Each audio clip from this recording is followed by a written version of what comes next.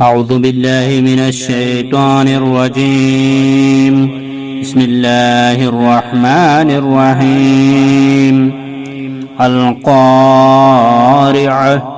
ما القارعة وما أدراك ما القارعة يوم يكون الناس كالفراش المبثوث وتكون الجبال كالعهن المنفوش فأما من ثقلت موازينه فهو في عيشة راضية وأما من خفت موازينه فأمه هاوية وما أدراك ما هي नार